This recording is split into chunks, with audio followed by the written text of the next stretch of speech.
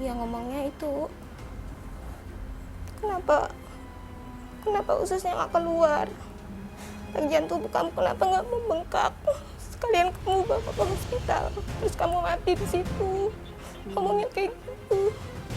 Jadi saya sedih di situ, pengen pulang cari pertolongan gimana gitu.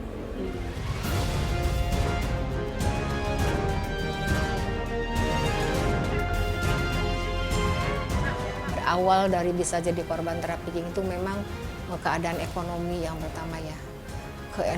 Ekonominya memang dia sangat membutuhkan, yang akhirnya ketika ada yang ngajak iming-imingnya gaji besar, kerjaannya enak langsung mau.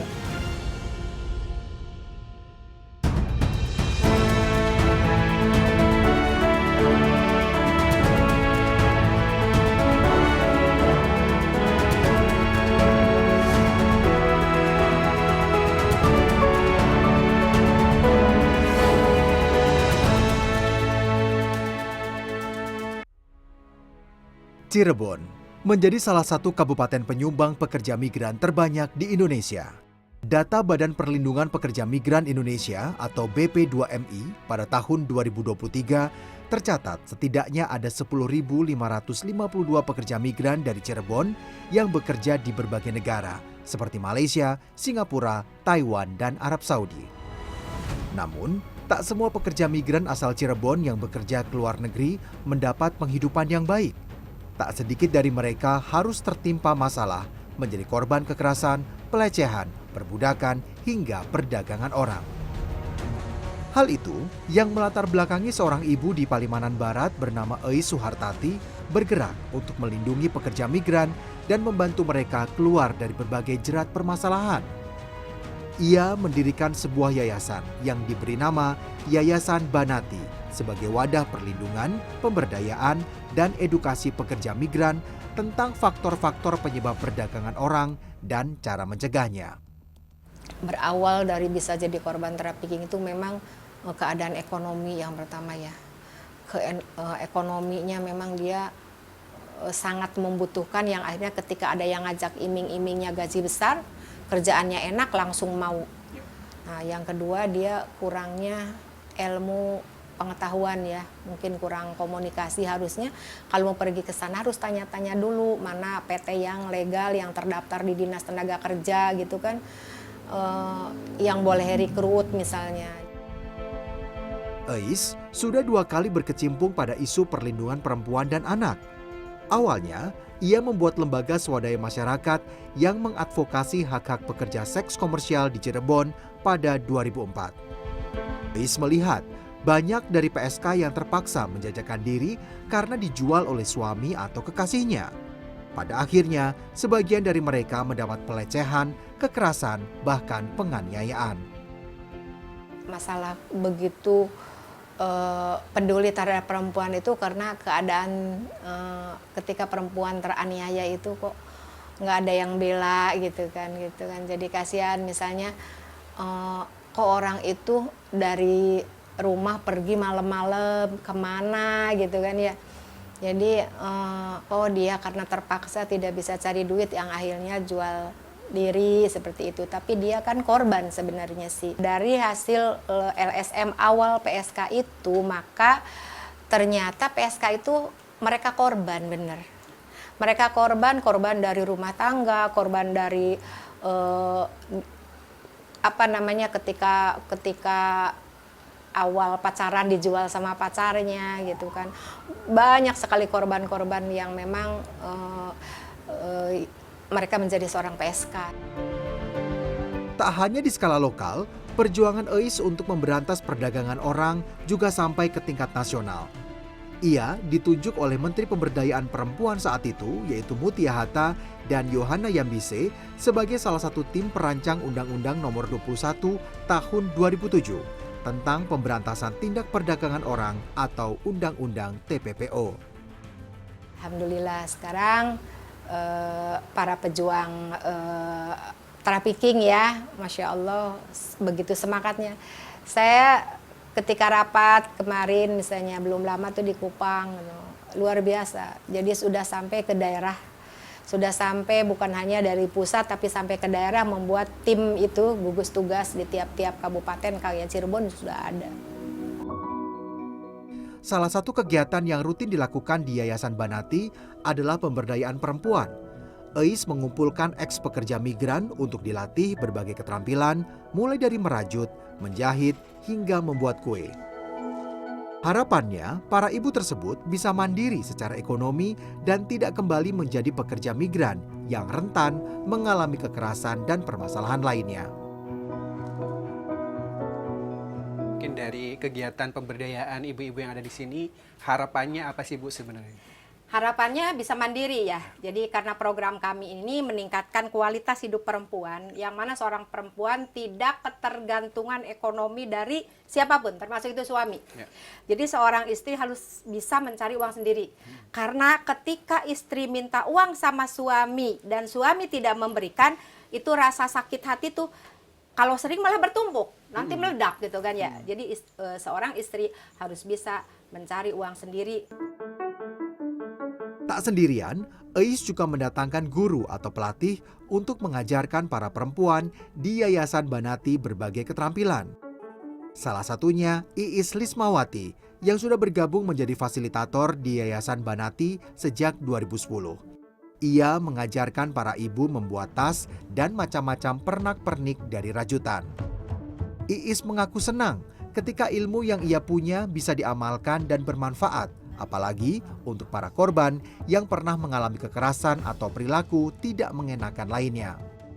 Seneng banget gitu, seneng Bu Ipa udah mau belajar ini, berarti nanti gitu ya Bu Ipa harus tetap itu gitu, nggak usah nanti saya enggak, ayo tetap semangat, nanti saya ajarin gitu biar nantinya bisa ada penghasilan gitu. Dan saya ajarkan nanti bikin dompet untuk dijual di sini di yayasan, dompet biasanya dompet uang recehan.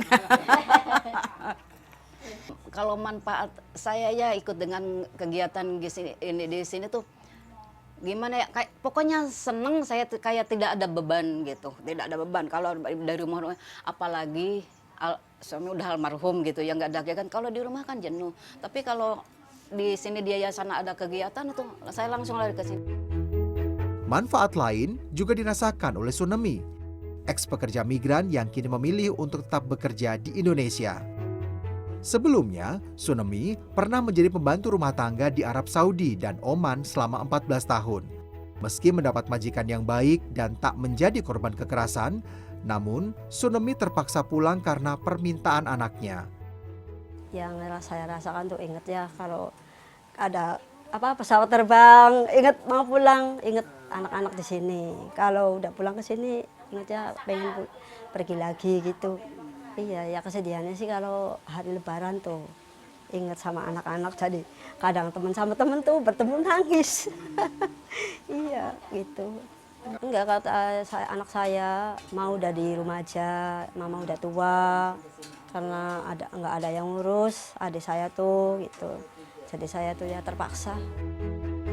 Kini setelah pulang ke tanah air, Sunemi tak punya banyak pilihan pekerjaan. Selain usianya yang sudah 56 tahun, ia juga tak memiliki banyak keterampilan.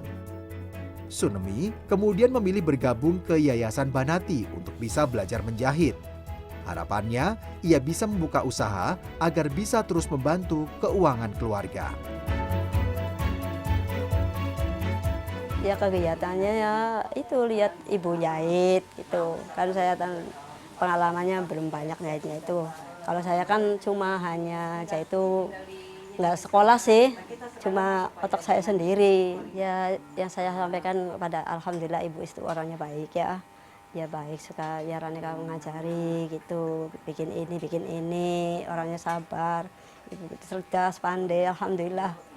Ya baik sekali lah ibu, baik sekali orangnya. Jadi saya tuh kagum sama ibu itu.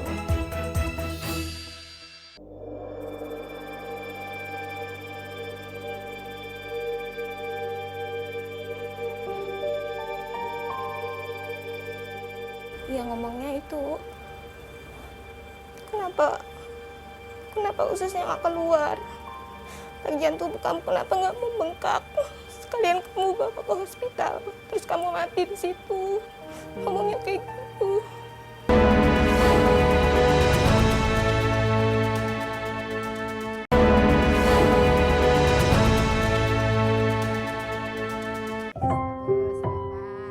Sejak mendirikan Yayasan Banati 20 tahun lalu, Eis Suhartati telah membantu ratusan pekerja migran yang menjadi korban kekerasan dan perdagangan orang. Kami bertemu dengan Nurita, salah satu pekerja migran yang mendapat masalah ketika bekerja di Singapura awal tahun lalu. Perempuan berusia 30 tahun ini terjerat hutang dan diperbudak oleh penyalurnya yang diduga ilegal. Mbak, cerita waktu awal mula Mbak Nurita untuk mau jadi pekerja migran itu alasannya apa, Mbak? Saya pengen bikin rumah. Saya pengen berangkat ke Singapura. Saya bertemu sama sponsor saya. Saya mau cita-citanya pengen bantu suami, mau bikin rumah, cita-citanya gitu. Nah terus aku tanya sama sponsor saya apa aja persyaratannya. Katanya kakak KTP, ijazah, buku nikah, terus akte. Terus ya pas itu saya kasihkan. Nah terus saya nggak punya uang buat itu sehari-hari, suami saya nggak kerja gitu. Jadi saya memutuskan minta kasbon dulu. Terus dikasih sama sponsor aku. Nah terus kelamaan kemudian saya minta lagi 2 juta buat beli HP. HP akunya kan rusak gitu. Jadi sponsor aku ngasih lagi 2 juta. Nurita yang dijanjikan bekerja di Singapura harus menunggu berbulan-bulan di sebuah rumah penampungan sebelum diberangkatkan. Nurita tak mendapat haknya berupa pelatihan kerja dan bahasa asing sebagai bekal sebelum berangkat ke Singapura. Ia justru dipekerjakan tanpa mendapat gaji yang layak oleh penyalurnya. Bulan 1 saya ditampung di Jakarta Timur. Nah, kemudian saya tuh di situ lama sih. Aku ya nggak ada guru di situ, nggak belajar sama sekali. Setiap bulan selalu didatangi sama polisi, PT-nya. Para TKW cuma disisain 8 orang, 10 orang. Sisanya diumpetin ke gudang, gitu. Nah terus saya tuh di situ pengen pulang kan. Aku kan udah lama gitu, pengen ketemu sama keluarga gitu. Nggak boleh sama sekali. Katanya mau terbang gitu alasannya. Nah, jadi saya nurut aja gitu. Nah aku di situ nggak belajar, nggak ada guru. Boro-boro saya mau bisa ngomong Inggrisnya kan. Terus kelamaan aku disuruh bekerja di rumahnya Bu Bos, di rumah kantornya. Itu bekerjakan secara tidak digaji sama sekali. Cuman dikasih 100.000 atau kadang 50.000. Itu rumahnya juga gede, 3 lantai. Kadang saya juga kena marah juga di situ. Katanya ngetes mental katanya gitu. Tapi setiap hari kita kena marah. Nah, waktu di Singapura, hal-hal atau pengalaman apa yang membuat Mbak pengen pulang ke Indonesia? Karena saya sakit. Kalau saya nggak sakit, saya masih tetap kerja. Cuman orang kantor maksa saya suruh kerja. Sedangkan saya fisiknya nggak kuat gitu. Malah orang kantornya ngomongnya enggak sama sayanya. Apa yang dikatakan orang kantor waktu itu? Iya ngomongnya itu, kenapa ususnya nggak keluar? Bagian tubuh kamu kenapa nggak membengkak? Sekalian kamu bawa ke hospital, terus kamu mati di situ. Ngomongnya kayak gitu. Jadi saya sakit di situ tuh. Pengen pulang, cari pertolongan gimana gitu. Mendapat laporan tersebut, Eis berusaha membantu Nurita untuk pulang ke Indonesia. Ia menghubungi sejumlah pihak seperti Dinas Tenaga Kerja, Kepolisian, Imigrasi, termasuk PT yang menyalurkan Nurita. Jadi si calo-calo ini karena memang per kepala itu besar dapat uangnya tuh. Jadi banyak kadang yang berkeliaran nawarkan untuk pergi gitu kan. Nah sedangkan ketika ada masalah si calo itu tidak mau, tidak tanggung jawab, padahal yang rekrut awal itu yang harus tanggung jawab ketika ada masalah di sana. Dengan usahanya, Eis berhasil membantu Nurita pulang ke Indonesia tanpa harus membayar denda yang diminta penyalurnya sebesar 30 juta rupiah. Eis juga membantu Nurita mendapatkan layanan kesehatan dan pemeriksaan dokter atas penyakitnya. Kalau Mbak Nita ini kan memang kasusnya karena dia kelelahan fisik ya itu, dan memang dia ada riwayat sebelumnya bahwa pernah sesar kan itu. Jadi dengan kondisi fisik mungkin yang terlalu berat ya, pekerjaan yang terlalu berat, kemudian juga mungkin istirahatnya juga kurang pada saat pekerjaan berat, dan posisi dia kalau nggak salah di ini ya tingkat 3 ya, sampai tingkat 3 di otomatis mempengaruhi otot-otot di rahim ya, otot-otot di bagian perut bawah gitu. Secara prosedur, pekerja migran yang mendapat kekerasan atau sakit di tempat kerja dan dipulangkan harus mendapat pemeriksaan baik fisik maupun psikis. Dr. Neni sudah 12 tahun mendampingi Eis dan Yayasan Banati. Ia tahu betul kasus-kasus yang sering menimpa pekerja migran dan cara menanganinya. Saya tergantung kasusnya juga ya Mas ya, itu kalau misalkan memang kasusnya ada kekerasan ya secara fisik ya kita cek ya fisiknya juga, kekerasannya di anggota tubuh bagian mana kan gitu. Kalau misalnya ada yang kekerasannya seksual ya mungkin kita sambil periksa juga ya alat reproduksinya. Kalau perlu kita memang koordinasi dengan pihak rumah sakit dengan dokter spesialis gitu ya, atau bahkan mungkin penanganannya bisa bersinergi juga dengan psikolog. Setelah dirasa sehat dan bisa direpatriasi atau dipulangkan ke keluarga, Eis sendiri yang mengantar pekerja migran yang menjadi kliennya. Meski usianya tak lagi muda, ia masih bisa mengendarai mobilnya hingga keluar kota untuk menjemput pekerja migran di bandara dan mengantar mereka sampai ke rumah.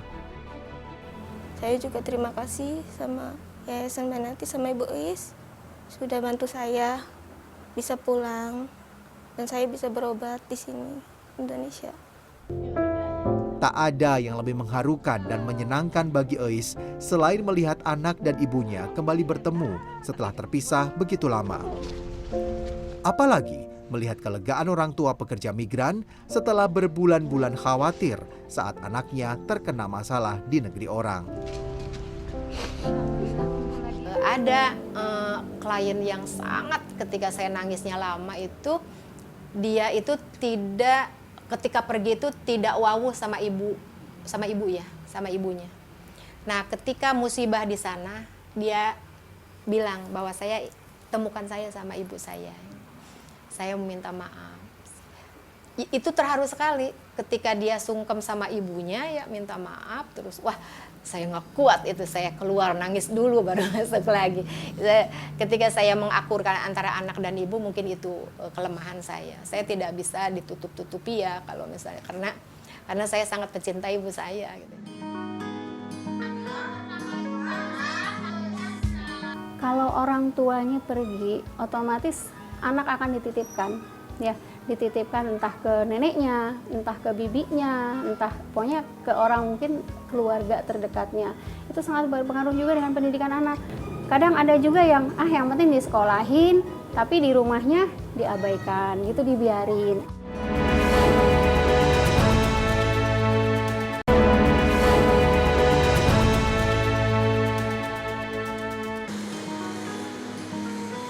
Yayasan Banati yang didirikan oleh Eis Suhartati tak hanya menolong perempuan korban kekerasan serta perdagangan orang.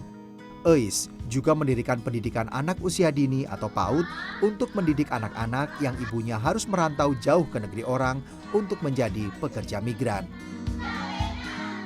Nah, akhirnya saya kumpulin di sini karena saya belum punya sekolahan. Belajar nyanyi aja gitu. Tapi nyanyi itu ada menuju ke apa gitu ya. Kebetulan saya kan basicnya guru ya. Ada gitu saya rekrut tuh yang terus saya kasih kayak pelajaran sedikit-sedikit lah, pedagogi, psikolog gitu, cara ngajar anak tuh tidak dipaksa tapi bagaimana supaya anak ceria, untuk tumbuh kembang anak tuh bagus gitu kan. Sampai hari ini udah bagus sekarang tuh PAUD-nya dari sejak tahun 2005. Di PAUD Banati, Eis dibantu oleh beberapa guru. Salah satunya Ine Mulyani. Meski tak mendapat upah yang besar, Ine ikhlas membersamai Eis untuk mendidik anak-anak di sekitar Yayasan Banati yang kekurangan kasih sayang dan sulit mendapat akses pendidikan karena ditinggal orang tuanya bekerja di luar negeri. Ine juga kerap mendampingi Eis ketika mengadvokasi pekerja migran yang menjadi korban kekerasan atau perdagangan orang. Awalnya saya di Yayasan Banati itu tidak masuk langsung ke yayasan ya, hanya di bagian pendidikan aja. Saya sebagai pengajar PAUD. Nah, baru 3 tahun ke belakang saya bergabung di lingkup yayasannya untuk membantu beliau dalam penanganan kasus. Dan kebetulan saya juga senang gitu ya untuk membantu sesama. Apalagi setelah masuk ke yayasan, pikiran saya lebih terbuka dan saya lebih tahu banyak bahwa di luaran itu, Masya Allah ya, kasus-kasus sosial itu kompleks sekali. Di PAUD Banati, Ine mengajarkan anak-anak tentang ilmu dasar seperti membaca dan menulis. Ia juga membekali anak-anak itu dengan pelajaran budi pekerti, adab, sopan santun, dan kebiasaan-kebiasaan baik saat berinteraksi dengan sesama. Menurutnya, pelajaran-pelajaran dasar tak banyak didapat anak-anak yang dititipkan ke nenek, bibi, atau anggota keluarga lain saat orang tua mereka bekerja ke luar negeri. Karena kalau orang tuanya pergi, otomatis anak akan dititipkan, ya, dititipkan entah ke neneknya, entah ke bibinya, entah pokoknya ke orang mungkin keluarga terdekatnya. Itu sangat berpengaruh juga dengan pendidikan anak. Karena kadang ada anak yang namanya, mungkin kalau orang yang dititipkan itu dia dengan benar-benar menjaga seperti anaknya sendiri. Kadang ada juga yang penting disekolahin, tapi di rumahnya diabaikan, gitu, dibiarin. Ada juga yang seperti itu. Ine melihat bahwa anak-anak yang ditinggal orang tuanya dan dititipkan ke anggota keluarga lain rentan mendapat kekerasan. Selain dari hal pendidikan juga, dengan ditinggalkannya anak dititipkan ke orang lain, dan itu juga bisa menjadi salah satu penyebab terjadinya mungkin kekerasan terhadap anak. Kadang kalau kita ngurus anak orang nggak sabar, suka main cubit, dan itu banyak kasus-kasus yang seperti itu. Jadi itu bisa mempengaruhi juga mental bagi anak-anak. Selama membersamai Eis dalam berbagai kegiatan di Yayasan Banati, Ine merasa banyak pelajaran yang bisa ia dapat. Termasuk saat melakukan audiensi dengan berbagai pihak untuk meminta bantuan memulangkan pekerja migran yang terkena masalah di luar negeri. Bu Eis itu orang yang tegas, ya. Beliau itu sosok yang sangat luar biasa, orang yang tegas, humble. Pokoknya nggak ada lah yang namanya perhitungan kalau dengan beliau, gitu ya. Beliau punya apa, ada yang datang mengadukan, Bu, saya nggak punya ini, nggak punya itu. Selagi beliau ada, beliau kasih. Beliau ini pokoknya luar biasa, sosok perempuan yang luar biasa yang bisa dijadikan contoh buat, khususnya buat saya pribadi gitu ya, bisa mencontoh beliau. Pemerintah Kabupaten Cirebon mencatat kasus kekerasan yang dilaporkan ke Pusat Pelayanan Terpadu Perlindungan Perempuan dan Anak atau P2TP2A pada tahun 2023 adalah 110 kasus. 88 korban diantaranya adalah perempuan. Namun, jumlah ini masih belum menunjukkan gambaran sebenarnya yang terjadi di masyarakat. Kalau dibandingkan kita dengan survei pengalaman hidup perempuan, itu katanya 4 perempuan 1 pasti mengalami kekerasan. Berarti kalau kita bandingkan dengan jumlah penduduk, itu kan tidak mewakili. Dari 110 itu berarti masih banyak warga masyarakat yang takut melapor. Atau mungkin mereka langsung melapor ke LSM, ke kepolisian. Berbagai upaya telah dilakukan pemerintah Kabupaten Cirebon untuk menekan kasus kekerasan dan mencegah tindak pidana perdagangan orang. Di antaranya, melakukan pencegahan dini dengan mengedukasi remaja di sekolah-sekolah agar bisa memilih prosedur yang legal, serta membekali diri dengan ilmu dan keterampilan yang cukup saat memilih pergi ke luar negeri menjadi pekerja migran. Kami dari pemerintah dan dalam ini kita dengan Dinas Tenaga Kerja selalu memberikan penyuluhan dan bimbingan terhadap masyarakat kalau akan pergi ke luar negeri, carilah perusahaan yang resmi. Setelah itu kalau ada yang nawar-nawari, coba koordinasi dengan Dinas Tenaga Kerja. Ini bener nggak ini? Sebab kadang-kadang bisa saja dia seolah-olah membawa perusahaan-perusahaan, tapi bohong gitu ya. Peran masyarakat seperti Eis Suhartati dan para perempuan di Yayasan Banati sangat dibutuhkan untuk mencegah tindak pidana perdagangan orang. Eis yang berada langsung di tengah-tengah masyarakat bisa jadi lebih dekat dan mudah diakses oleh korban yang membutuhkan pertolongan. Kami atas nama pemerintah Kabupaten Cirebon banyak mengucapkan terima kasih ke Yayasan Banati yang dipimpin oleh Ibu Eis Suhartati, karena beliau ini banyak berperan aktif di dalam pembinaan dan penolongan terhadap pekerja migran Indonesia Kabupaten Cirebon yang ada di luar negeri. Bahkan ada beberapa kasus yang ditangani. Nah, bahkan juga bukan saja kepada pekerja migran, tapi juga kepada perempuan dan anak yang ada di Kabupaten Cirebon. 2 dekade melawan kekerasan dan perdagangan orang, khususnya yang menimpa perempuan, bukanlah waktu sebentar. Eis Suhartati telah kenyang makan asam garam. Berbagai pil pahit pernah ia telan, namun itu tak menyurutkan semangatnya untuk selalu menjaga sesama perempuan.